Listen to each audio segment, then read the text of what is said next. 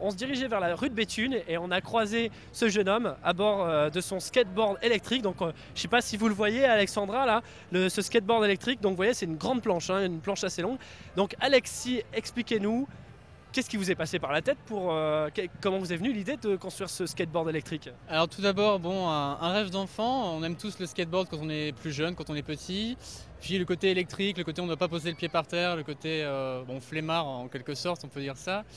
Puis le côté sportif, la planche est assez grande, elle nous fait aussi penser à un snowboard. Les gens qui me croisent dans la rue pensent aussi à un snowboard donc. Et donc la conception, tout simplement, l'idée germait dans la tête depuis quelques années. Puis un ami qui est étudiant à UCLA en ce moment m'a envoyé une photo puisque ce modèle existe en Californie et je l'ai copié version française en mode plus puissant pour l'essayer donc sur les routes de l'île.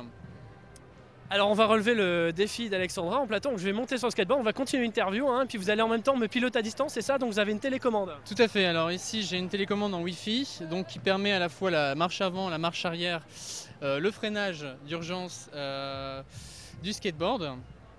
Donc vous voulez que je tienne Alors je vais monter sur le skateboard, donc exceptionnellement je vais passer le micro, Alexandra. Voilà, je passe D'accord. le micro. Donc, moi, Je deviens journaliste. Hein. Voilà. Donc lentement, hein, je vais y aller progressivement. N'hésitez pas à vous diriger comme un skateboard, hein, surtout. Voilà.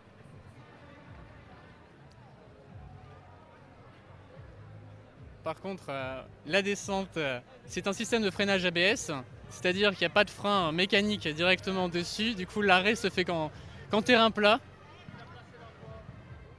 Donc marche avant, marche arrière, système ABS comme je vous disais. Hein. Oui, voilà, donc je reviens de cette expérience assez peu commune. C'est vrai qu'on n'a pas du tout la sensation du skateboard, c'est plus. On sent les pneumatiques en dessous, c'est plus lourd. Hein. Bah, j'ai choisi le modèle, un modèle tout-terrain en prenant, vous savez, un diable, les roues d'un diable tout-terrain, permettant les déménagements, etc. L'objectif étant bien entendu de franchir les bordures lilloises, monter les trottoirs, avoir un accès un peu plus fluide à la circulation. Et voilà, donc ce skateboard va à peu près à 20 km/h en ce moment. J'ai choisi 20 km/h, j'aurais pu choisir 45, mais je l'ai bridé parce que question de vitesse, après le système de freinage, le contrôle, c'est beaucoup plus difficile. Il y a un système de freinage, parce que justement vous m'avez envoyé vers la bordure là-bas et je me demandais quand est-ce que ça va s'arrêter. Alors justement, le système de freinage est un système de freinage ABS, donc frein moteur en fait, en quelque sorte. Et vous n'avez pas de système de frein mécanique encore dessus. J'ai pas encore trouvé le moyen de concevoir le système de frein mécanique. Du coup, vaut mieux être en terrain plat pour freiner. Mais bien entendu, dans les descentes, c'est toujours pratique le système ABS. Ça permet de ralentir, de ne pas aller à fond dans les descentes et de ne pas se planter éventuellement dans les descentes. Voilà. Alors, dernière petite question, parce qu'au-delà du clin d'œil, du sourire, vous comptez développer ça de façon professionnelle, la location, c'est ça?